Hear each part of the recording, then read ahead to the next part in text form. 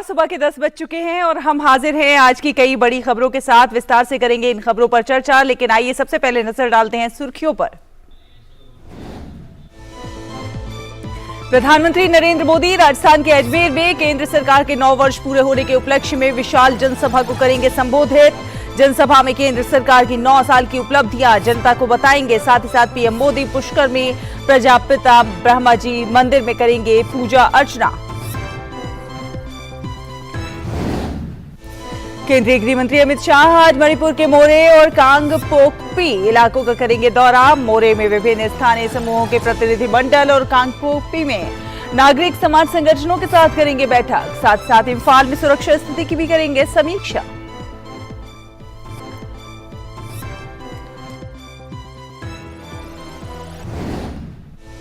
Popular front of India के खिलाफ NIA की बड़ी कार्रवाई। फुलवारी शरीफ आतंकी मॉड्यूल मामले में एनआईए के कर्नाटक, केरल और बिहार में करीब 25 ठिकानों पर छापा।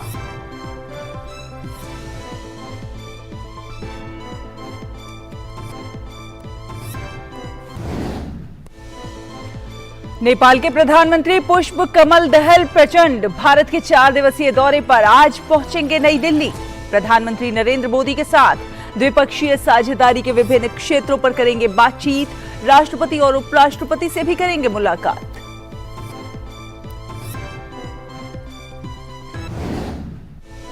उत्तर कोरिया ने दक्षिण में समुद्र के ऊपर एक अंतरिक्ष उपग्रह लॉन्च करने का किया प्रयास।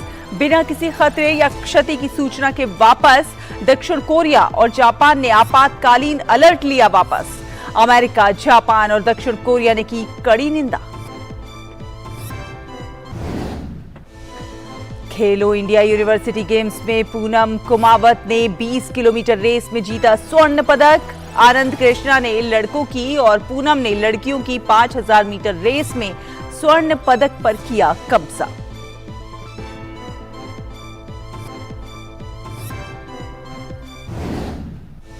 फ्रेंच ओपन के पुरुष एकल में हुआ बड़ा उलटफेर। दूसरी वरीयता प्राप्त डेनियल मेदवेदेव हार कर हुए बाहर। चौथी वरीयता प्राप्त कैस्पर रूड पहुंचे दूसरे दौर में। महिला एकल में शीर्ष वरीयता प्राप्त इगा श्वांतेक ने आसान जीत के साथ किया आगाज।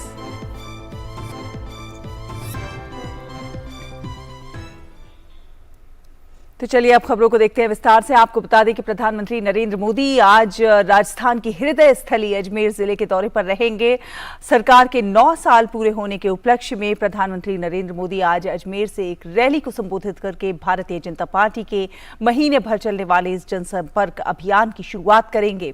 अजमेर की कायड़ स्थली पर होने वाली बड़ी सभा में प्रधानमंत्री नरेंद्र मोदी अपनी केंद्र सरकार की 9 साल की उपलब्धियों को जनता के बीच ले जाएंगे और विकास का एक रोड मैप भी दिखाएंगे। वहीं रैली से पहले पीएम मोदी अजमेर के पास पुष्कर में प्रजापिता ब्रह्मा जी मंदिर में पूजा अर्चना करेंगे और इसके बाद प्रधानमंत्री के याद विश्राम स्थल पर एक जनसभा को भी संबोधित करेंगे। सभा स्थल पर लगभग 2 लाख लोगों के लिए वाटरप्रूफ पंडाल बनाया गया है। प्रधानमंत्री के दौरे को लेकर अजमेर और पुष्कर में सुरक्षा के व्यापक बंदोबस्त किए गए हैं।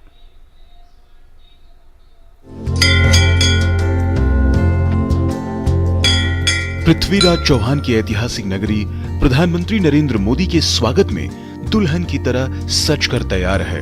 अजमेर पहुंचने पर सबसे पहले पीएम मोदी विश्व प्रसिद्ध प्रजापिता ब्रह्मा जी मंदिर में दर्शन करेंगे। हमारे संवाददाता विशाल बैरिस्टो ने मंदिर के मुख्य पुजारी लक्ष्मी नारायण वशिष्ठ से विशेष बातचीत की। मैं इस वक्त पुष्कर के ब्रह्मा मंदिर में हूँ और पूरी दुनिया में ये अकेला एकमात्र ऐसा मंदिर है जहाँ पर ब्रह्मा जी की पूजा होती है। और मेरे साथ है यहाँ के मुख्य पुजारी। आइए हम उससे बात करते हैं। प्रधानमंत्री मोदी यहाँ पर आएंगे और पूजा अर्चना करेंगे। पंडित जी, किस तरह का प्रोग्राम रहेगा? हमारे देश के माननीय यशस्वी प्रधानमंत्री श्री नरेंद्र जी मोदी श्री ब्रह्मा मंदिर पधार रहे हैं, तो हम सभी पुष्कर वासियों को और समस्त पुजारी परिवार को अत्यंत ही हर्ष और प्रसन्नता का विषय है। सबसे पहले उनको भगवान ब्रह्मा जी की प्रतिमा, ब्रह्मा जी गायत्री जी के प्रतिमा के बारे में संक्षेप में इतिहास बताया जाएगा। तत्पश्चात माननीय मोदी जी को जो है भगवान श्री ब्रह्मा जी की पूजा आरती कराई जाएगी। अंदर गर्भगृह में एक परिक्रमा होगी और तत्पश्चात माननीय मोदी जी का माल्यार्पण कर स्वागत किया जाएगा, पगड़ी पहनाई जाएगी और प्रसाद भेंट किया जाएगा एवं साथ ही एक भगवान ब्रह्मा जी की जो है तस्वीर उनको भेंट की जाएगी। मंदिर में प्रधानमंत्री के आगमन की खबर से लोगों में बहुत उत्साह है। मैं बहुत खुश हूँ कि मोदी जी के आने से सबको मतलब कि सबके चेहरे पर खुशियाँ हैं कि वो इतना सब हमारे देश के लिए कर रहे हैं, सारी जनता उनके लिए उत्सुक रहती है और वो जितना कार्य कर रहे हैं वो हम सबको नज़र में आता भी है, तो इससे हमारे लिए गर्व की बात इससे अच्छी हो ही क्या सकती है। हमारे मोदी जी यहाँ हमारे लिए बहुत प्राउडली फील हो रहा है कि वो हमारे शहर पुष्कर में आ रहे हैं और ब्रह्मा मंदिर तो पूरी दुनिया में एक ही है, तो बहुत सौभाग्य की बात है कि वो हमारे इधर दर्शन करने के लिए आ रहे हैं। ब्रह्मा मंदिर भी एक ही है, मोदी जी भी एक ही है, तो दोनों एक पर पूरे देश के लिए एक ही है, जो वो बहुत सम्मान की बात है कि वो दोनों चीज़ों में एक ही जना पूरी विस्तार कर रहा है। मंदिर दर्शन और पूजा अर्चना के बाद पीएम मोदी अजमेर स्थित कायड़ स्थली पर विशाल जनसभा को संबोधित करेंगे। रैली स्थल पर जाने वाले पूरे रास्ते को मोदी सरकार के 9 साल की उपलब्धियों से सजाया गया है। जैसे कि आपने सुना, बहुत ज़्यादा एक्साइटमेंट है लोगों का यहाँ पर और ये बहुत खुश हैं। और क्यों ना हो, ब्रह्मा मंदिर पूरी दुनिया में अपने आप में अनूठा है और ऐसे ही अनूठे हैं हमारे प्रधान सेवक। कैमरामैन किशन जैन के साथ विशाल बैरिस्टो, डीडी न्यूज़, पुष्कर। तो पीएम मोदी के अजमेर आगमन की खबर से स्थानीय लोगों में गजब का उत्साह है। अपनी खुशी का इजहार करने के लिए लोग अपने हाथों पर प्रधान सेवक का टैटू बनवा रहे हैं। जबरदस्त एक्साइटमेंट यहाँ देखने को मिल रहा है। जैसे कि आप देख सकते हैं, इन सब ने अपने हाथों पर प्रधानमंत्री नरेंद्र मोदी का टैटू बनवाया हुआ है और ये लगातार यहाँ पर टैटू बनने का काम चल रहा है। हम कुछ लोगों से बात करेंगे, लेकिन सबसे पहले शुरुआत करते हैं छोटी बच्ची से। क्या बनवा रहे हो आप? मैं टैटू बना रही हूँ। किसका? मोदी जी का। क्यों? मोदी जी जब हमारे यहाँ पर आ रहे तो ना, उनकी याद में मैं टैटू बनवा रही हूँ। अच्छे लगते हैं आपको? हाँ, मुझे बहुत अच्छे लगते हैं। क्यों अच्छे लगते हैं? उनने हमें कोविड-19 में बचाया और ऐसे मोदी जी हमें हमेशा मिलने चाहिए। हमेशा मोदी जी मिलने चाहिए, कोविड-19 में बचाया है, ये छोटी सी बच्ची का कहना है। कुछ महिलाएं भी हमारे साथ आई, हम उनसे भी बात करते हैं। आप क्यों बनवा रही हैं टैटू? मोदी जी अजमेर आ रहे हैं, मैं उन्हें बहुत पसंद करती हूँ, बहुत प्यार करती हूँ। मैं चाहती हूँ ऐसे प्रधानमंत्री भारत के हमेशा बने रहें, जो हमारे देश को इतनी तरक्की कराएं कि हम अमेरिका को भी पीछे छोड़ दें। ये कह रही है कि मैं मोदी जी से बहुत प्यार करती हूँ और हर देशवासी जिसके दिल में देशभक्ति धड़कती है वो मोदी जी को प्यार करता है। और भारतीय जनता पार्टी के 9 साल पूरा होने के मौके पर पार्टी के केंद्रीय मंत्री जितेंद्र सिंह ने बताया है कि देश 2014 से लेकर अब तक काफी तरक्की कर चुका है। उन्होंने ये भी कहा कि पहले देश के युवा को काम में बेहतर अवसरों के लिए बाहर जाना पड़ता था, लेकिन अब हमारे खुद के देश में हर एक चीज संभव है। 9 बरस की क्या उपलब्धियां हैं, ये तो खैर आंकड़े भी उपलब्ध हैं और आंकड़े हम आपको गिनवा भी सकते हैं, लेकिन उससे भी अधिक आप इसको एक पहनी नज़र से देखेंगे तो समझ में तब आएगा जब आप इसकी तुलना करेंगे कि 2014 से पहले का क्या दृश्य था और आज 2023 में क्या है।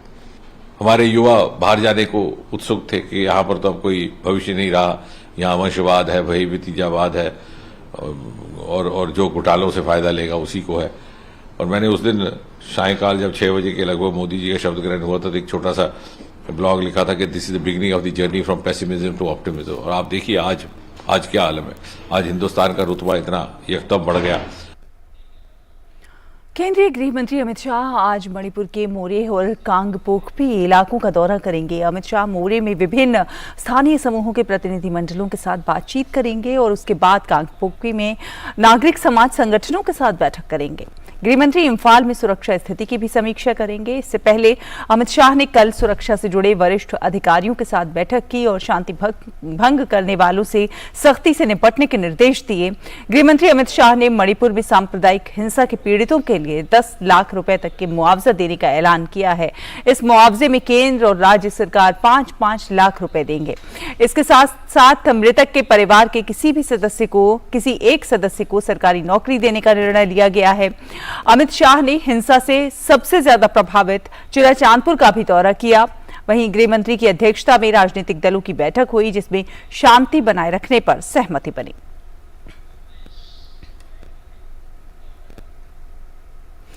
और इम्फाल से हमारे सहयोगी उर्मिलेश हमारे साथ जुड़ गए हैं इस पर और ज्यादा जानकारी के साथ। उर्मिलेश, जिस तरह से हम देख रहे हैं कि लगातार गृह मंत्री जो है हिंसा के खिलाफ सख्त एक्शन ले रहे हैं और गृह मंत्री का ये जो दौरा है इस दिशा में और भी ज्यादा महत्वपूर्ण हो जाता है, क्योंकि एक बड़ा संदेश जाता है कि हिंसा को बिल्कुल बर्दाश्त नहीं किया जाएगा और शांति बनाए रखने पर ही अशांति फैलाने वालों पर जो है कड़ा सख्त एक्शन लिया जाएगा। जी बिल्कुल, गृह मंत्री यहाँ पर पिछले 2 दिनों से मणिपुर में है शैला, जैसे कि हमारे दर्शक जानते हैं, और यहाँ पर लगातार तमाम सामाजिक संगठनों से, तब चाहे वो महिला सामाजिक संगठन हो या पुरुष सामाजिक संगठन के अलावा भी तमाम समाज सेवी जो लोग हैं, वहाँ पर एनजीओज के लोग हैं, सिविल सोसाइटीज के जो लोग हैं, उन लोगों से लगातार बातचीत कर रहे हैं। इस समय पहला हमारी टीम जो है एक रिलीफ कैंप आई है यहाँ पर, जो कि इम्फाल ईस्ट में एक रिलीफ कैंप लगाया गया है। यहाँ पर लगभग 42 रिलीफ कैंप प्रशासन के द्वारा लगाए गए हैं, उसी में से एक रिलीफ कैंप पे हम आए हैं। तो यहाँ पर तमाम जो लोग प्रभावित लोग हैं, हिंसा प्रभावित लोग हैं, उनको इस कैंप में रखा गया है। यहाँ पर डॉक्टर्स की टीम मौजूद है, यहाँ पर तमाम जो रसद सामग्री है वो है, यहाँ पर बच्चों को पढ़ाया भी जा रहा है, स्कूल जो है यहाँ पर लगाया गया है अंदर, ताकि बच्चों की शिक्षा न रुके। इस तरीके से कह सकते हैं कि गृह मंत्री का जो ये दौरा है, मणिपुर दौरा, और इस दौरे में तमाम लोगों से, जहाँ एक तरफ बात कर रहे हैं समाज से जुड़े हुए तमाम लोगों से, तमाम सिविल सोसाइटियों से बात कर रहे हैं, वहीं दूसरी तरफ यहाँ के मुख्यमंत्री से बातचीत की है, यहाँ के तमाम जो वरिष्ठ अधिकारी हैं उन अधिकारियों से बात की है, यहाँ पर पैरामिलिट्री फोर्स और आर्मी के लोगों से भी जो है सुरक्षा को लेकर के बातचीत हुई है। तो कह सकते हैं कि सरकार की कोशिश है पहला कि जल्द से जल्द जो है मणिपुर में शांति कायम हो, और जो लोग हैं, जो अराजक तत्व हैं, जो लोग जो है शांति भंग करने की कोशिश कर रहे हैं, उनके खिलाफ एक सख्त जो है यहाँ पर जो है कदम उठाएगा प्रशासन, इस तरीके से यहाँ पर कहा गया है। दूसरी तरीके से ये कहा गया कि जैसे हमने यहाँ के जो है डीसी से बात की है, तो डीसी ने कहा है कि हमने तमाम जो लोग हैं उन लोगों से यहाँ पर जो है प्रभावित लोगों को जो है रिलीफ कैंप में रखा हुआ है, उनको किसी प्रकार की कोई दिक्कत परेशानी ना हो, उसका पूरा ख्याल यहाँ पे रखा गया है। हम देख भी रहे हैं, क्योंकि समय हम एक रिलीफ कैंप में है, रिलीफ कैंप में हम लोग देख रहे हैं कि तमाम जो प्रशासन के लोग हैं, वो प्रशासन के लोग इनको हर तरीके से यहाँ पर सुविधा मुहैया करा रहे हैं। शैला, बिल्कुल, और कह सकते हैं दूसरी बात कह सकते हैं शैला कि केंद्र सरकार की लगातार कोशिश है कि जो यहाँ पर हिंसा हुई है उस हिंसा को रोका जाए, यहाँ पर शांति बहाल हो, और ये गंभीरता दिखाई भी दे रही है कहीं ना कहीं, क्योंकि गृह मंत्री 2 दिन से लगातार यहाँ पर तमाम लोगों से बातचीत कर रहे हैं, चाहे वो प्रशासनिक अधिकारी हो या वहां पर जाना, आम जनता से मिलना, आम लोगों से मिलकर बात करना, ये इस बात को दर्शाता है कि गृह मंत्री कितने कंसर्न्ड है शांति के लिए, शांति व्यवस्था बनाए रखने के लिए और अराजक तत्वों पर नकेल कसने के लिए। ये एक संदेश भी दे रहा है कि अराजक तत्वों को अलर्ट करने के लिए कि वो अलर्ट हो जाएं कि अब उनकी अराजकता चलेगी नहीं, और साथ ही साथ जिस तरह से हिंसा से जो पीड़ित है उनको जो एक बड़ा मुआवजे की रकम प्रदान की जा रही है, वो भी कहीं ना कहीं उनके जख्मों पर मरहम लगाने में कारगर साबित होगी। जी बिल्कुल, निश्चित तौर से। और सबसे बड़ी बात यह है कि यहाँ पर तमाम जो लोग हैं उन लोगों की अब जो है एक बड़ी उम्मीद जो है बड़ी है कि जब से यहाँ पर गृह मंत्री आए हैं, यहाँ के तमाम लोगों से, जब स्थानीय लोगों से हमने बातचीत की है, तो उनका कहना है कि अब कहीं ना कहीं ये जो मसला है, इस मसले का हल होगा, तमाम जो हिंसा है उस हिंसा को रोकने में अब जो है कहीं ना कहीं कामयाबी सरकार को मिलेगी, और जल्द से जल्द जो रिलीफ कैंप में जो लोग हैं या प्रभावित जो लोग हैं वो वापस अपने घरों में वापस जाएंगे। साथ ही ये बात तो जरूर है शैला की केंद्र सरकार लगातार इस एक संजीदा दिखाई दी है, जिस तरीके से गृह मंत्री यहाँ पर अपने दौरे में 2 दिन हो गए हैं और तमाम उन प्रभावित एरिया जो क्षेत्र है उन क्षेत्रों में जा रहे हैं। तो आज वो मोरंग सहित दूसरी जगह पे भी जा रहे हैं और तमाम अधिकारियों से न सिर्फ जा रहे हैं बल्कि तमाम सामाजिक संगठनों के साथ बातचीत कर रहे हैं, वहां से प्रत्येक आदमी से व्यक्तिगत रूप से भी बात कर रहे हैं। साथ ही जो है जो उपद्रवी लोग हैं, जो अराजक तत्व है, उन अराजक तत्वों को जो है कड़ी जो है कह सकते हैं एक तरफ से कि कठोर कार्रवाई करने के भी वो आदेश दे रहे हैं। इससे कह सकते हैं कि केंद्र सरकार लगातार इस मामले में काफी संजीदा है। गृह मंत्री स्वयं इसका जो एक एक बात का जो है यहाँ पर जो है संज्ञान में ले रहे हैं और इससे यहाँ के लोगों में एक बड़ी उम्मीद बंधी है शैला, क्योंकि जिस तरीके से यहाँ के हालात थे उन हालातों को देख करके लग रहा था कि कहीं ना कहीं एक बड़ी हिंसा यहाँ पर हुई है। और सबसे बड़ी बात यह है कि सरकार इस बात को लेकर के काफी संवेदनशील है कि इसके बीच में कहीं कोई ऐसा अराजक तत्व न घुस जाए जिससे कि यहाँ के जो हमारा जो एक सांप्रदायिक सौहार्द का जो माहौल माहौल है वो माहौल बिगड़े। निश्चित तौर से इसको लेकर के काफी कठोर कार्रवाई जो है उपद्रवियों के खिलाफ या जो है शांति भंग करेंगे उनके खिलाफ लेने की बात जो है अमित शाह ने की है केंद्रीय गृह मंत्री। बिल्कुल, सांप्रदायिक सौहार्द ना बिगड़े, शांति व्यवस्था बनी रहे और उपद्रवियों पर नकेल कसी रहे, इसके लिए लगातार केंद्र सरकार के प्रयास हैं और इसीलिए गृह मंत्री अमित शाह वहां के दौरे पर हैं और तमाम व्यवस्था की निगरानी कर रहे हैं, जांच कर रहे हैं। बहुत बहुत धन्यवाद उर्मिलेश हमारे साथ जुड़ने के लिए, हमारे दर्शकों से अपडेट साझा करने के लिए। फिलहाल एक छोटा सा ब्रेक यहां पर लेते हैं, ब्रेक के उस पार कुछ और खबरें होंगी, आप देखते रहिए डीडी न्यूज।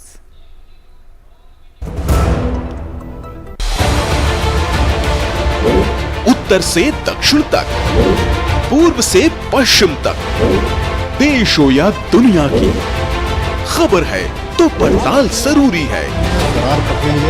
देखिए हमारे साथ मेरे पीछे भारत की सबसे एजेंडा भारत का रहा है और किस तरह से एक नई शुरुआत इस वक्त लोगों को अगर स्वरोजगार से अपने तो इसमें सोमवार से शुक्रवार दोपहर 3 बजे सिर्फ डीडी न्यूज पर।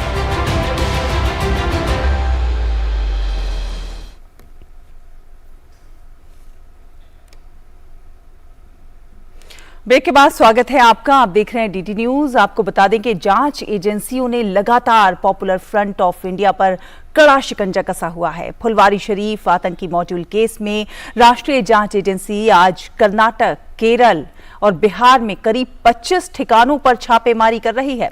ये मामला पीएफआई और उसके सदस्यों के गैर कानूनी गतिविधियों में शामिल होने से जुड़ा हुआ है। ऐसा संदेह था कि पीएफआई के सदस्य पटना के फुलवारी शरीफ इलाके में अपनी योजनाओं पर चर्चा करने के लिए इकट्ठा हुए थे। ये मामला शुरू में 12 जुलाई 2022 को बिहार के फुलवारी शरीफ पुलिस स्टेशन में दर्ज किया गया था और बाद में मामले की जांच एनआईए ने अपने हाथ में ले ली थी।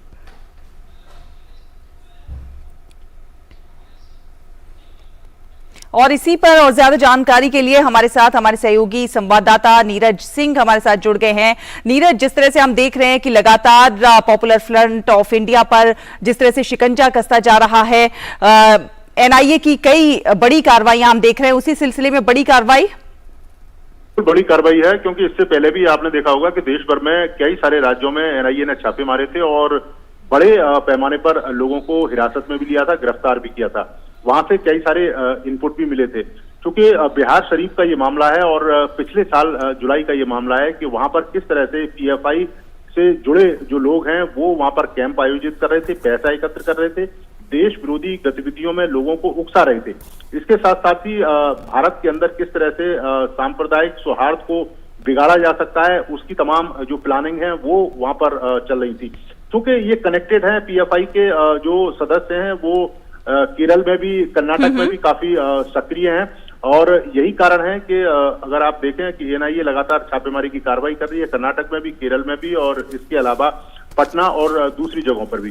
पिछली साल जब छापेमारी की कार्रवाई हुई थी तो 4 लोगों को हिरासत में भी लिया था और उसके बाद उनको गिरफ्तार किया। लंबी पूछताछ के बाद उनके खिलाफ चार्जशीट भी एनआईए ने फाइल करी थी और जिसमें इस बात का जिक्र किया था कि किस तरीके से गैर कानूनी तरीके से ये देश विरोधी गतिविधियों में लगे हुए थे और लोगों को उकसा रहे थे। खासतौर से ट्रेनिंग कैंप जो इनके होते थे, कराटे प्रशिक्षण केंद्र के रूप में ये पहले अपने आप को ऑर्गेनाइज करते थे और उसके बाद जब युवक उसमें शामिल होते थे उन कैंपों में तो उनको भड़काने का काम किया जाता था।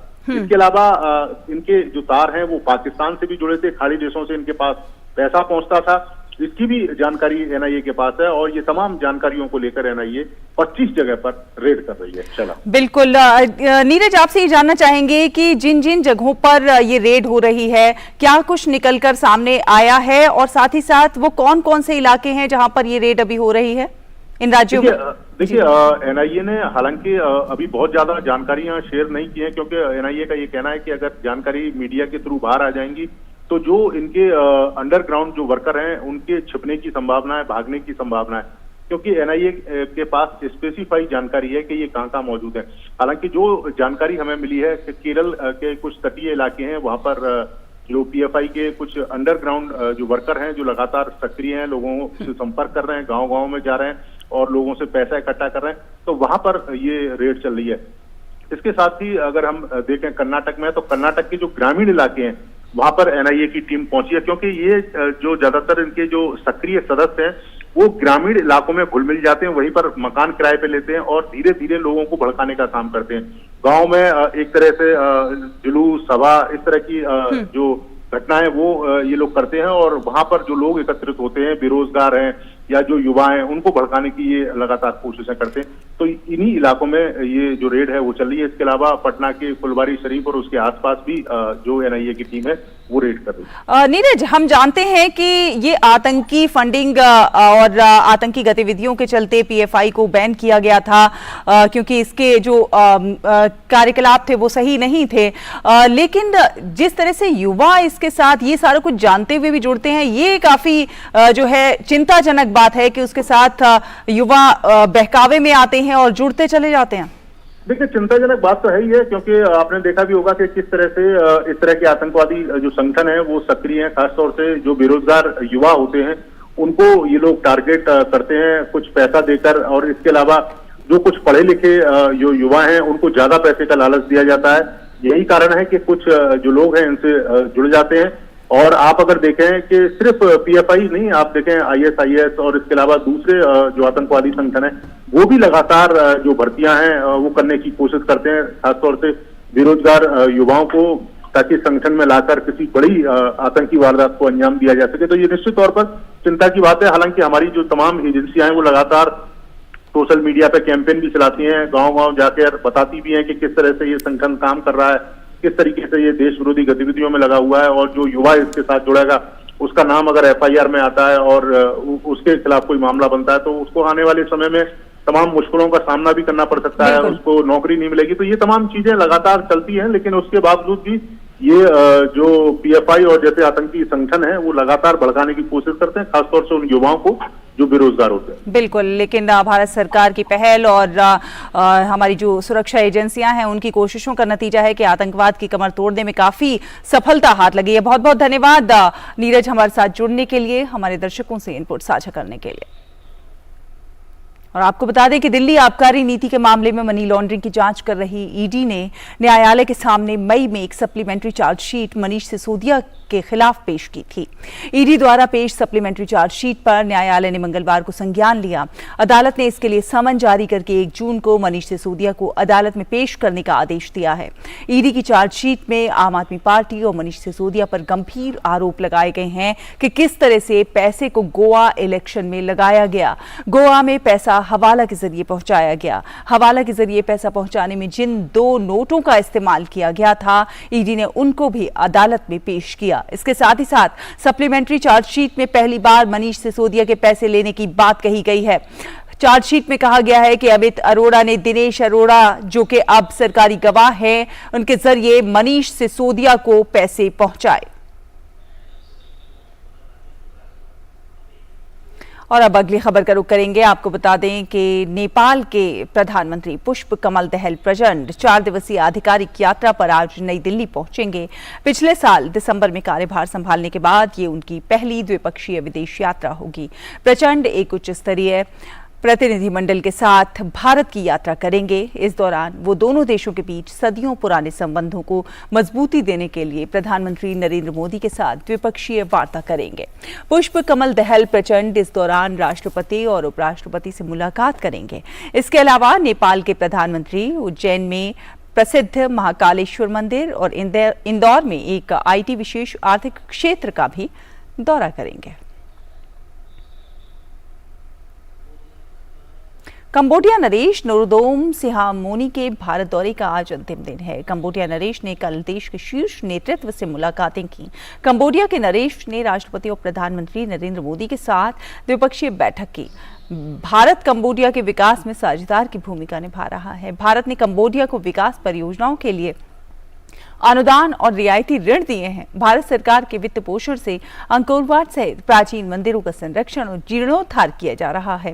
राष्ट्रपति द्रौपदी मुर्मू ने कंबोडिया के नरेश के सम्मान में राजकीय भोज का आयोजन किया।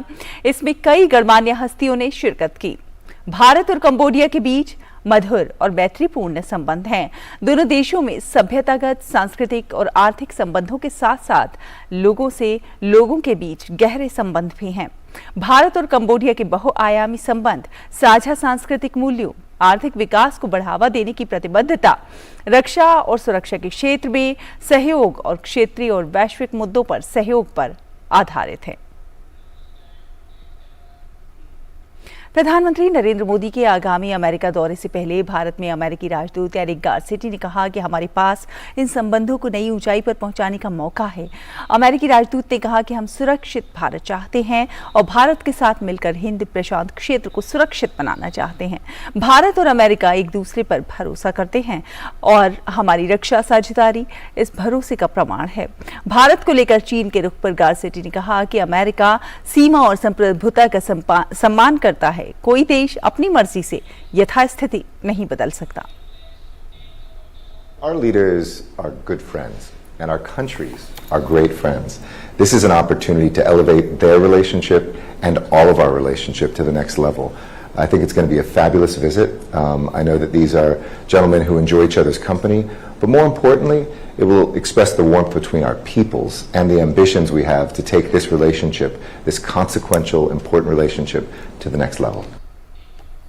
और अयोध्या में भगवान श्री राम के मंदिर का निर्माण कार्य तेज गति से जारी है। राम जन्मभूमि तीर्थ क्षेत्र ट्रस्ट की निर्माण समिति के प्रमुख नृपेंद्र मिश्रा ने अयोध्या पहुंचकर मंदिर के निर्माण कार्यों की प्रगति का जायजा लिया। इस दौरान उन्होंने विभिन्न पदाधिकारियों और इंजीनियरों के साथ कार्य की मौजूदा स्थिति की भी जानकारी ली। दिल्ली एनसीआर पर मौसम की मेहरबानी लगातार जारी है। बादल छाए रहने और बारिश की वजह से गर्मी महसूस नहीं हो रही है। बुधवार को भी तेज हवाओं के साथ बारिश हुई। मौसम विज्ञान विभाग दिल्ली एनसीआर के लिए येलो अलर्ट जारी किया है। मौसम विज्ञान विभाग की माने तो 5 जून तक ऐसा ही मौसम बना रहेगा। दिल्ली में इस माह का औसत अधिकतम तापमान 39.5 डिग्री है, लेकिन इस साल औसत अधिकतम तापमान महज 36.8 डिग्री सेल्सियस दर्ज किया गया है। और सनातन धर्म में एकादशी के व्रत का विशेष महत्व होता है। यूं तो साल में कुल 25 एकादशी के व्रत होते हैं, लेकिन इसमें ज्येष्ठ शुक्ल पक्ष की एकादशी का विशेष महत्व होता है।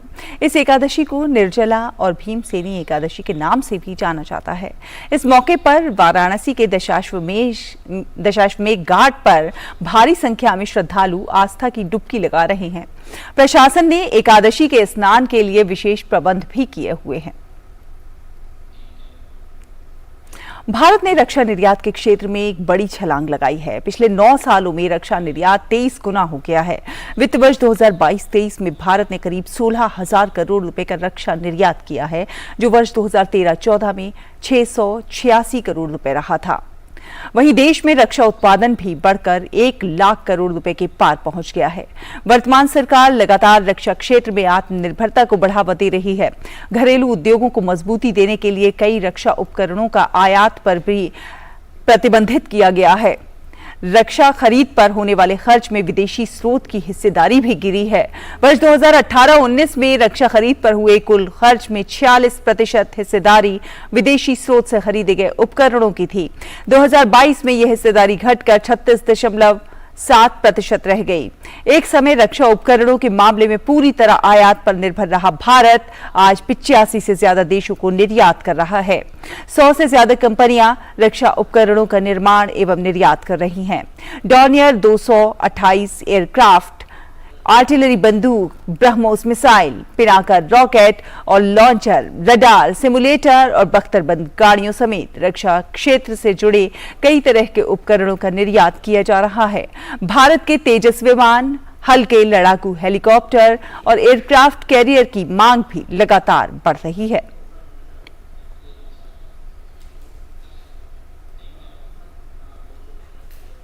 पुराने किले में भारतीय पुरातत्व सर्वेक्षण को एक बड़ी सफलता मिली है। किले की खुदाई के दौरान 1200 ईसा पूर्व पुरानी पांडव की राजधानी इंद्रप्रस्थ को ढूंढने में सफलता हाथ लगी है। इसके लिए 9 वंशों के इतिहास के पन्ने भी इस खुदाई से खुले हैं। किले में कई स्थलों पर हो रही खुदाई को देखने केंद्रीय पर्यटन मंत्री जी किशन रेड्डी पुराना किला पहुंचे। केंद्रीय मंत्री ने कई स्थलों पर हुई खुदाई के साक्ष्य को देखा और इसे जारी रखने की बात कही। भारतीय पुरातत्व विभाग के निदेशक डॉक्टर बसंत कुमार स्वर्णकार ने स्थलों की खुदाई से मिले तथ्यों के बारे में केंद्रीय मंत्री को रूबरू कराया। पुराने किले की खुदाई से भारतीय पुरातत्व विभाग को क्या-क्या सफलता मिली है, पुरातत्व विभाग के निदेशक से बात की है हमारे संवाददाता धीरज कुमार ने।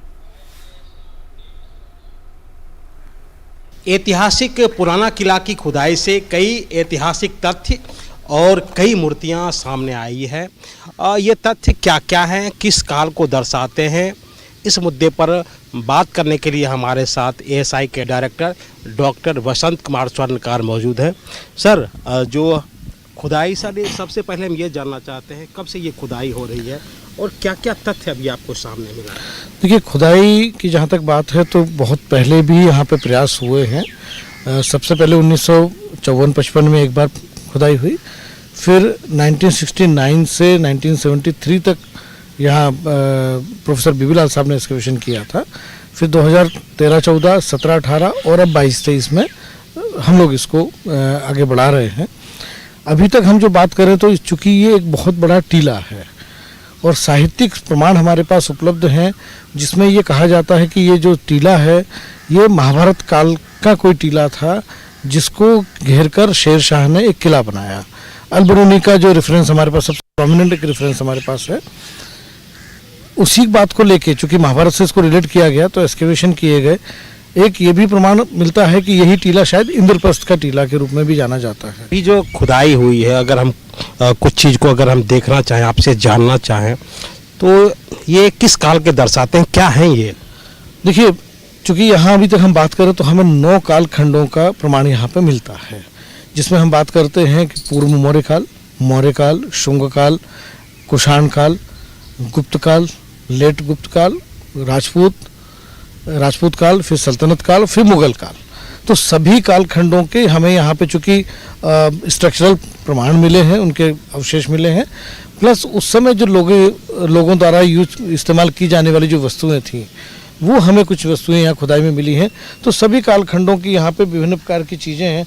यदि हम महत्वपूर्ण बात करें तो जैसे ही ये जो मैं आपसे बता रहा था, ये पेंटेड ग्रेवेयर जो स्लेटी कलर की जो पॉटरी होती है और उस पर काले रंग से जैसे लाइंस या डॉट्स बनाए गए ज्योमेट्रिकल डिजाइन, तो ये हम कहते हैं पेंटेड ग्रेवेयर। ये इस स्थल से मैं कह सकता हूँ कि ये सबसे पुराने कल्चर को डिनोट करता है। सबसे प्राचीन वस्तु यहाँ पे ये है। इसके बाद आता है कुषाण काल।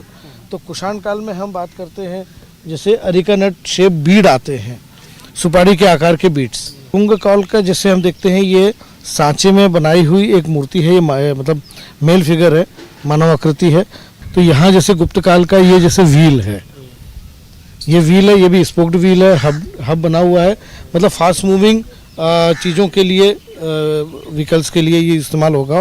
अभी जो खुदाई चल रही है ये कब तक आगे बढ़ेगा और क्या क्या चीज़ आपको ऐसी संभावना दिख रही है कि इस स्थल पर अगर हम खुदाई करते हैं तो हमें क्या क्या चीज़ें मिलेगी? जैसे कि आपने बताया कि कई साइट पे खुदाई का काम चल रहा है।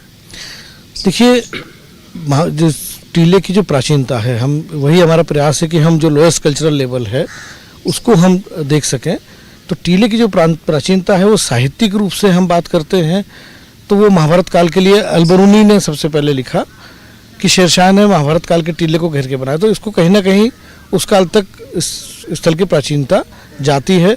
जो हमें पेंटेड ग्रेवेयर मिले हैं उससे हम उसको देख भी पा रहे हैं। खुदाई की जो प्रक्रिया है वो जारी है और क्या क्या आगे तथ्य आते हैं ये भी देखना बाकी है। हालांकि इतिहासकारों के लिए या जो साहित्य के जो जानकार हैं उनके लिए खुशी की बात जरूर है कि इस खुदाई से कुछ और तथ्य जरूर सामने आएंगे।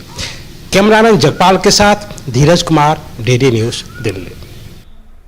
और एनसीईआरटी ने कक्षा 12वीं की पॉलिटिकल साइंस की किताब से 1973 के आनंदपुर साहिब प्रस्ताव से जुड़ी कुछ आपत्तिजनक तथ्यों को हटा दिया है। शिरोमणि गुरुद्वारा प्रबंधक कमेटी की आपत्तियों के बाद एनसीईआरटी ने एक विशेषज्ञ समिति का गठन किया था, जिसकी सिफारिश के आधार पर किताब से सिखों से जुड़े आपत्तिजनक तथ्यों को हटाया गया है। एनसीईआरटी की किताब में ये तथ्य 2006 से पढ़ाए जा रहे थे, जिसे अब हटा दिया गया है। एसजीपीसी का मुख्यतः यह कहना था कि किताब में लिखा हुआ है कि आनंदपुर साहब रेजोल्यूशन में यह दर्शाया गया है कि सिख अपने लिए अलग राज्य चाहते थे।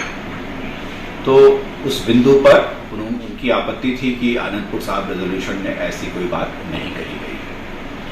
तो एक्सपर्ट कमेटी एनसीईआरटी के द्वारा जो गठित की गई उसने इस बिंदु पर आनंदपुर साहब रेजोल्यूशन को अध्ययन करके उन्होंने अपनी अनुशंसा एनसीईआरटी को दी और एनसीईआरटी ने उसके आधार पर उसमें कुछ मामूली बदलाव किया है और उस मामूली बदलाव के आधार पर उन्होंने एक कॉरिजेंडम इशू किया है और उस कॉरिजेंडम को उन्होंने CBSE को भेज दिया है।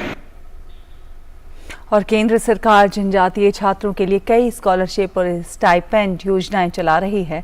पिछले 9 सालों में पूर्वोत्तर राज्यों और अरुणाचल प्रदेश के छात्रों को केंद्र सरकार द्वारा चलाई जा रही स्कॉलरशिप योजनाओं का काफी लाभ मिला है। अरुणाचल प्रदेश की राजधानी ईटानगर के सबसे प्रतिष्ठित कॉलेज देरा नातुंग गवर्नमेंट कॉलेज के प्रिंसिपल डॉक्टर MQ खान ने DD न्यूज से खास बातचीत में बताया कि केंद्र सरकार द्वारा नॉर्थ ईस्ट के राज्यों के जनजातीय छात्रों के लिए चलाई जा रही ईशान उदय स्कॉलरशिप योजना और अम्ब्रेला पोस्ट मैट्रिक स्कॉलरशिप योजना का लाभ DNGC के हजारों छात्रों को मिला है। अम्ब्रेला पोस्ट मैट्रिक स्कॉलरशिप ये बहुत ही पॉपुलर है। Most of the students apply and get this umbrella post matric scholarship. इसमें हमारे यहाँ इस कॉलेज में more than 3000 students are beneficiary of this scholarship. फिर उसके बाद आता है Arunachal Pradesh state stipend scheme. सभी के लिए एक ही पोर्टल है at the national level, national scholarship portal. तो वहाँ से everything is online, all schemes. तो Arunachal Pradesh state stipend scheme, इसमें भी अप्रॉक्सीमेटली 800 to 900 बेनिफिशियरीज हमारे कॉलेज के बच्चे हैं। ईटानगर के सबसे प्रतिष्ठित देरा नातुंग गवर्नमेंट कॉलेज के छात्रों ने DD न्यूज से खास बातचीत में बताया कि केंद्र सरकार की स्कॉलरशिप योजनाओं से उन्हें काफी मदद मिली है। मैंने अम्ब्रेला स्कीम को अप्लाई किया इस बार और इससे मुझे बहुत सारा बेनिफिट्स मिलता है। जैसे मैं PG में बैठती हूँ तो मैं PG का फ़ी पे कर सकती हूँ और मैं एक मिडिल क्लास फैमिली को बिलोंग करती हूँ तो मैं उससे अपने जो भी सामान मुझे जैसे कोई सामान से कपड़े से उससे मैं खरीद सकती हूँ। गवर्नमेंट स्कीम हम लोग के कॉलेज में हम लोग from the beginning of the first year हम लोग को स्टाइपेंड्स और उसके बाद स्कॉलरशिप प्रोवाइड किया गया है। तो I have been applying the umbrella scholarship last year and this year भी मैंने उसे ही अप्लाई किया है। सेंट्रल गवर्नमेंट के जो स्कीम है ये अम्ब्रेला स्कीम जो स्पेसिफिकली जो आगे तक तो अगर हम पोस्ट ग्रेजुएशन कर दे तो उसके लिए भी एक स्कीम आएगा। अभी हम प्री ग्रेजुएशन कर रहे हैं उसके लिए भी अभी करंटली स्कीम जो है अम्ब्रेला स्कीम जो STs के लिए स्पेसिफिकली ये 2022-23 के अंदर में हमें जो आर्थिक मदद मिल रही है ना, फाइनेंशियल मदद मिल रहे हैं, उससे बहुत हमारा वो हो रहा है, लाभ हो रहा है। केंद्र में मोदी सरकार के 9 साल पूरे होने पर विदेश मंत्री डॉक्टर S जयशंकर ने DD न्यूज के साथ खास बातचीत की है। डॉक्टर S जयशंकर ने कहा है कि रूस यूक्रेन युद्ध के कारण यूक्रेन में हमारे विद्यार्थी फंस गए थे, उन्हें युद्धग्रस्त यूक्रेन से निकाला और ऑपरेशन कावेरी के माध्यम से 5000 भारतीयों को सूडान से बाहर निकाला गया। हमारे विद्यार्थी फंस गए थे वो लड़ाई में, या अभी सूडान में जो ऑपरेशन कावेरी हमें चलाना पड़ा क्योंकि उसमें करीब 5000 भारतीय नागरिक थे। तो उसमें बहुत सारे जो हैं या तो कोई कंपनी में काम करते थे या कुछ और रोजगारी के कारण वो वहाँ गए थे। और जैसे 2015 में वहाँ नेपाल में जब भूकंप आया, अब हम जो हैं वहाँ ऑपरेशन मैत्री के तहत उनको मदद देने के लिए गए, पर हमारे भी लोग वहाँ कुछ जो टूरिस्ट वगैरह जो थे वो फंसे थे। तो अभी ये ग्लोबलाइजेशन के युग में जहाँ भी आप जाएं, हमारे नागरिक भी हैं, हमारे मूल के लोग भी हैं, हमारी हित भी हैं वहाँ। तो हमें जो है एक किस्म से फॉरेन पॉलिसी को बदलकर जो हमारी क्षमता है उसको हमें पूरी तरह से डिप्लॉय करना है। विदेश मंत्री डॉक्टर S जयशंकर ने कहा कि पिछले 9 सालों में विदेश नीति कूटनीति में बहुत बड़ा परिवर्तन आया है। पिछले 9 सालों में विदेश नीति में, कूटनीति में बहुत बड़ा परिवर्तन आया और इसके कई कारण हैं। सबसे बड़ा कारण है कि देश में बड़ा परिवर्तन आया। तो देश की जो जब क्षमता बढ़ती है, जब आप देखते हैं कि डिजिटल हो या हेल्थ हो या इकोनॉमी भी हो, तो दुनिया देखती है कि भारत किस गति से भारत की प्रगति हो रही है, भारत चुनौतियों का कैसे सामना कर रहा है। तो जैसे अब वो महामारी का समय था तो उन्होंने देखा कि अरे इन लोगों ने वैक्सीन भी उत्पादन किए हैं, वैक्सीनेशन भी कराया है, दुनिया को भी दिया है। उसके बाद बाकी बहुत सारे देश थे जिनकी इकोनॉमी जो है वो लुढ़क गई थी। हमारे यहाँ 6-7% ग्रोथ हो रहा है। फिर वो देखते हैं हमारी इंफ्रास्ट्रक्चर बढ़ रही है, बड़े बड़े कंपनी आ रहे हैं, FDI आ रही है। तो मैं कहूँगा सबसे बड़ा हमारे लिए कूटनीति में जो हमें जो बल मिलता है वो देश की प्रगति से मिलता है। और अब अगली खबर, पंजाब के कपूरथला स्थित रेल कोच फैक्ट्री द्वारा डिजाइन और निर्मित अत्याधुनिक नैरो गेज यात्री डिब्बों का अनावरण फैक्ट्री के महाप्रबंधक आशीष अग्रवाल ने किया। ट्रायल के लिए तैयार ये डिब्बे कालका शिमला रेल सेक्शन पर दौड़ेंगे। स्वदेशी तकनीक से तैयार हर डिब्बे के निर्माण पर करीब 1 करोड़ रुपए की लागत आई है। ये रिपोर्ट देखिए। ये रेल डिब्बे कालका शिमला रेल सेक्शन पर नैरो गेज रेल लाइन का जल्द ही हिस्सा बनने जा रहे हैं। रेल कोच फैक्ट्री कपूरथला ने इन डिब्बों का डिज़ाइन व निर्माण किया है। कोच फैक्ट्री के महाप्रबंधक आशीष अग्रवाल ने इनका अनावरण किया।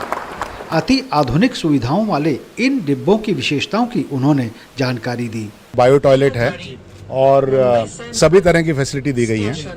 उसके साथ साथ आप देखिए हमारा जो सीटिंग है बहुत ही कंफर्टेबल सीटिंग दी गई है यहाँ पे विथ स्नैक टेबल। ये फर्स्ट AC वाला कोच है, इसमें टोटली 12 सीट हैं। इसके साथ साथ आप देखिए ये जो हमारी विंडो है इसमें आपको दृश्य यहाँ तक दिखेगा, मतलब ये पैनोरामिक कोचेस कहते हैं। और इससे जो है आपको जो माउंटेन्स का जो बहुत ही नज़ारा जो है, हसीन नज़ारा जो है वो पूरे टाइम देखने को मिलेगा। बोगी का डिज़ाइन बहुत इम्प्रूव हो गया है। जो पैसेंजर कंफर्ट है उसको बहुत इंपॉर्टेंस दिया गया है। इस परियोजना के शुरू में रेल कोच फैक्ट्री को काफ़ी कठिनाइयों से जूझना पड़ा, क्योंकि इस समय दौड़ रहे डिब्बों का डिज़ाइन सन 1908 के आसपास तैयार किया गया था। सबसे बड़ी चुनौती ये थी कि हमारे पास जो 762 mm नैरो गेज ट्रैक है उसके डिजिटल डेटा नहीं था। और उसके साथ साथ ये जो कोचेस थे ये 100 साल से पुराना डिज़ाइन था, तो इसके टेक्निकल स्पेसिफिकेशंस और टेक्निकल ड्राइंग्स जो थी वो भी अवेलेबल नहीं थी। तो हमारी रेल कोच फैक्ट्री की डिज़ाइन टीम ने पूरा जो अभी जो कोच रन कर रहे हैं और जो अभी ट्रैक है उन सब का डेटा जो है वो पहले तो मेजर किया और लिया।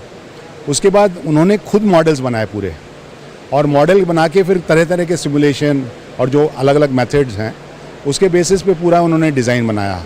रेल कोच फैक्ट्री द्वारा इस वर्ष नैरो गेज के लिए और डिब्बे तैयार किए जाएंगे। कालका शिमला सेक्शन के लिए हमें 42 कोचेस का ऑर्डर रेलवे बोर्ड दे चुके हैं।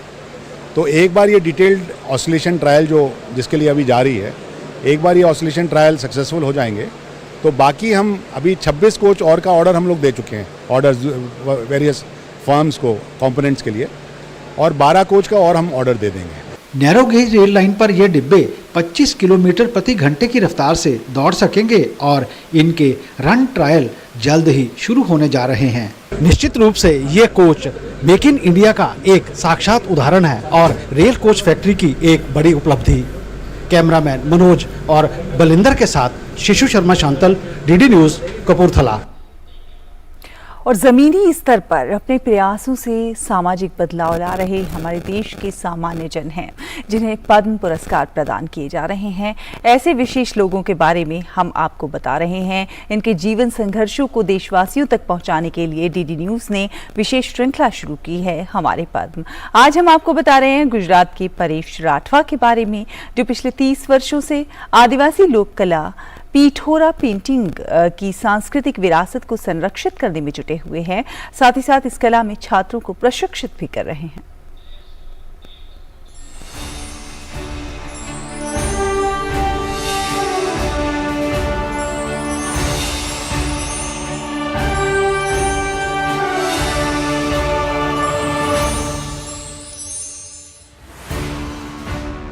इस तरह की खूबसूरत मूर्ति हमारे ही देश की समृद्ध मूर्ति कला को प्रदर्शित करती है। ये मूर्ति, इसके पीछे की ये हवेली का दरवाजा, ये सब दिखाते हैं हमारे ही देश की समृद्ध सांस्कृतिक धरोहर। उसी के संकेतक हैं ये। और इस तरह की धरोहर देखें तो देश के अलग अलग हिस्सों में बिखरी पड़ी है। लेकिन ऐसे भी तमाम लोग हैं जो हमारे गांव, शहर, मोहल्लों में ही रहते हैं और ये इस तरह की धरोहर को संरक्षित करने में कुछ साल नहीं बल्कि अपना पूरा जीवन 70-80 बरस तक समर्पित कर देते हैं, सिर्फ इसलिए कि हमारी ये कलाएं, हमारी धरोहर विलुप्त ना हो जाए। यही है गुमनाम नायक, जिन्हें हम ला रहे हैं हमारे पद्म के तौर पर हमारे इस विशेष कार्यक्रम में हमारे देशवासियों के सामने। नमस्कार, मैं हूं ममता चोपड़ा। तहे दिल से स्वागत आप सबका हमारे पद्म कार्यक्रम में, जिसमें आज के इस अंक में हम बात करेंगे ऐसी महान विभूतियों के बारे में जिन्होंने अपने देश की कला और संस्कृति के संरक्षण के लिए ही सबके सामने अपना जीवन समर्पित कर एक मिसाल भी कायम की है। तो आइए करते हैं कार्यक्रम का आगाज।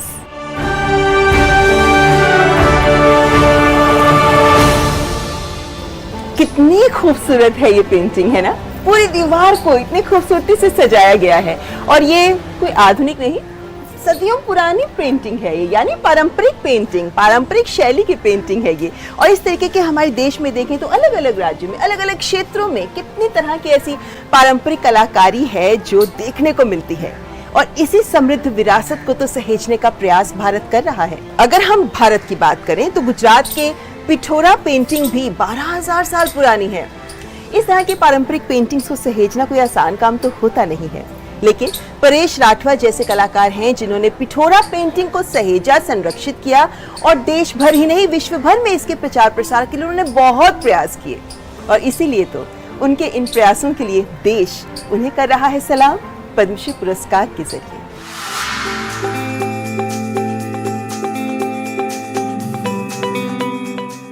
परेश राठवा गुजरात के छोटा उदयपुर जिले के एक आदिवासी कलाकार जो सदियों पुरानी आदिवासी लोक कला पिठोरा पेंटिंग की सांस्कृतिक विरासत को संरक्षित करने में 30 से भी अधिक वर्षों से जुटे हुए हैं। 12,000 वर्ष पुरानी आदिवासी लोक कला पिठोरा पेंटिंग प्राचीन गुफाओं में पाई जाती है। उन्होंने इसे जीवित रखने के लिए अनेक प्रयास किए। इसके लिए उन्होंने इंटरनेट का सहारा लिया, पारंपरिक पेंटिंग को सोशल मीडिया पर प्रचारित करना शुरू किया, शैक्षणिक संस्थानों को भी इस मुहिम से जोड़ने की कोशिश की। पिठोरा कला के प्रसार के लिए वे इस कला को देश विदेश में 30 से अधिक प्रदर्शनियों में ले गए। पिठोरा कला को सिखाने के लिए वे ऑनलाइन वर्कशॉप्स आयोजित करते हैं। उन्होंने 100 से अधिक छात्रों को इस कला का प्रशिक्षण देकर इसे भावी पीढ़ी तक पहुंचाया है। पिठोरा पेंटिंग मतलब कि ये आदि काल से, हजारों साल से, आज से 12,000 साल पहले से गुफा काल से ये पिठोरा पेंटिंग की जो शुरुआत हुई है। ये पहले गुफाओं में होता था। जो गुफाओं में जो हमारे जो आदिवासी है अपने कुछ संदेशा देने के लिए, कुछ संदेशा माध्यम के लिए एक लिपि मतलब कि चित्र लिपि से वो अपने संदेशा एक दूसरे को पहुंचाते थे। पिठोरा पेंटिंग मैं करीबन 30 साल से करता रहा हूँ। जो बचपन से, जैसे मेरी 18 साल की उम्र थी तब से मैं ये करता रहा हूँ और जब 22 साल का हुआ तब मुझे हमारे समाज ने एक पिठोरा लखारा के रूप में हमको समाज के अंदर स्थान दिया। तो ये लिखना होता है, हम लोग पिठोरा को लिखते हैं। लिखने का मतलब क्या है, जो हमारी जो मन्नत रहती है पिठोरा की वो हम देवी देवताओं को लिख के बताते हैं, मतलब कि चित्र शैली से वो हम लिखते हैं, उसको पिठोरा पेंटिंग कहते हैं। जब कोरोना काल हुआ तब भी मैंने ऑनलाइन जो मोबाइल से मैंने देश विदेश में भी मैंने ऑनलाइन इनका पिठोरा पेंटिंग का क्लास शुरू किया। तो विदेश से भी लोग हमारे साथ जुड़ने लगे और हमारे जो पिठोरा पेंटिंग है विदेश के 7 से 8 पर जो कंट्री के लोग थे मेरे साथ जुड़ते गए और मेरे से पिठोरा पेंटिंग भी सीखते गए। उसी दौरान हमारे गांव के, शहर के लोग भी मेरे से ऑनलाइन सीखते गए और धीरे धीरे इस तरह से हमारे अगल बगल को हमारे जो छोटाउदेपुर जिले के कई बच्चों ने इस तरह से पेंटिंग शुरू किया और आज भी मैं पेंटिंग क्लास, पिठोरा पेंटिंग का क्लास चलाता हूँ। एक पिठोरा हमेशा दहलीज पर या घर में प्रवेश करते ही सामने की दीवार पर तथा अन्य दीवारों पर भी स्थित होता है। पेंटिंग आमतौर पर पूरी दीवार को आकृतियों से भर देती है। पिठोरा चित्रों की सरल आकृतियाँ इसकी सुंदरता का आधार है। केवल पुरुष ही इन पिठोरा भित्ति चित्रों को चित्रित करते हैं, इस विश्वास के साथ कि पिठोरा चित्रों को अपने घरों में बनाने से शांति, सुख, समृद्धि आती है। जनजाति कला को संभालना और बढ़ाना बहुत जरूरी है। ये गुजरात के परेश भाई राठवा है जो हजारों साल पुरानी पेंटिंग बना रहे हैं और आगे बढ़ा रहे हैं और उनको संभाल रहे हैं और बच्चों को सिखा रहे हैं। और मैं भी भील समाज से हूँ। मैं भी अपने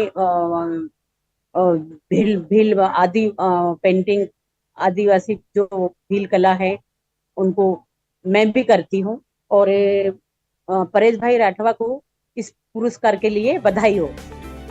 आदिवासी और राठवा समुदाय के लिए सांस्कृतिक और ऐतिहासिक तौर से पिठोरा पेंटिंग खासी अहम है। इनके लिए ये कला रूप से अधिक एक अनुष्ठान समान है। माना जाता है कि ये कला राठवा, भील, नायक और ताड़ी आदिवासियों द्वारा अनाज के देवता पिठोरा को उनके आशीर्वाद के लिए धन्यवाद देने के लिए भेंट के रूप में मिट्टी की दीवारों पर बनाया जाता है।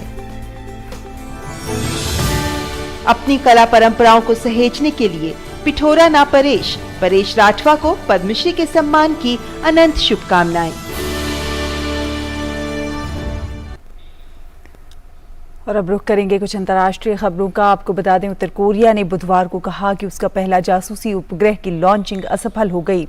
उत्तर कोरिया ने कहा कि जासूसी उपग्रह ले जा रहा रॉकेट अपने पहले और दूसरे चरण के बाद कोरियाई प्रायद्वीप के पश्चिमी तट के पानी में दुर्घटनाग्रस्त हो गया। उन्होंने कहा कि लॉन्चिंग विफल होने के कारणों की जांच कर रहे हैं।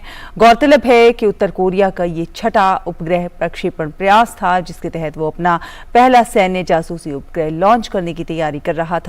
इस प्रक्षेपण के मद्देनजर दक्षिण कोरिया और जापान के कुछ हिस्सों में आपातकालीन अलर्ट जारी किया गया था, जिसे बिना किसी खतरे की सूचना के वापस ले लिया गया।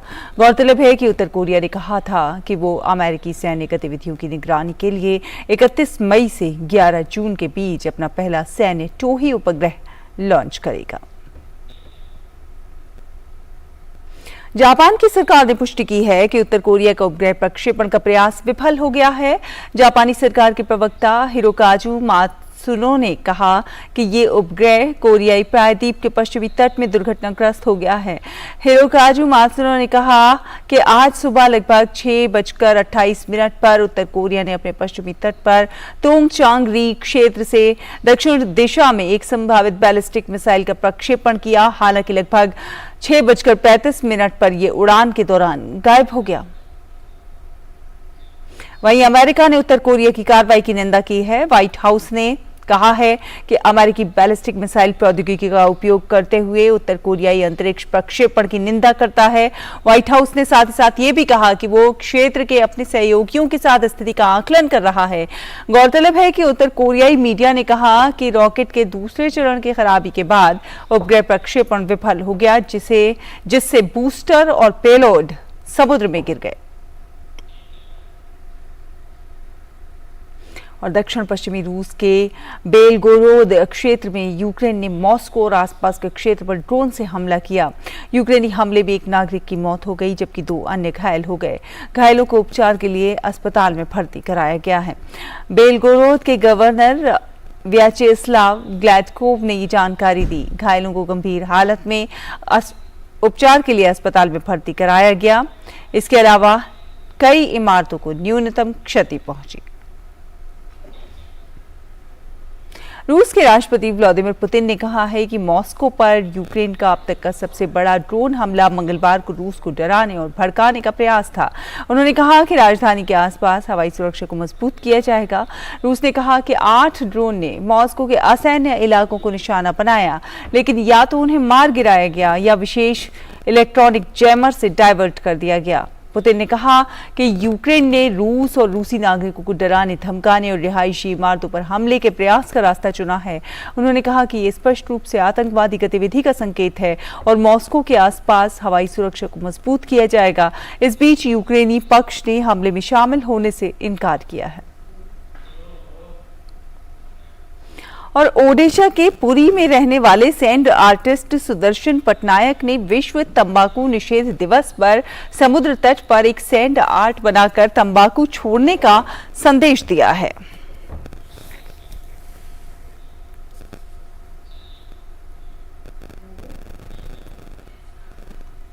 इसी के साथ इस बुलेटिन में फिलहाल इतना ही, लेकिन डीडी न्यूज पर खबरों का सफर लगातार जारी है।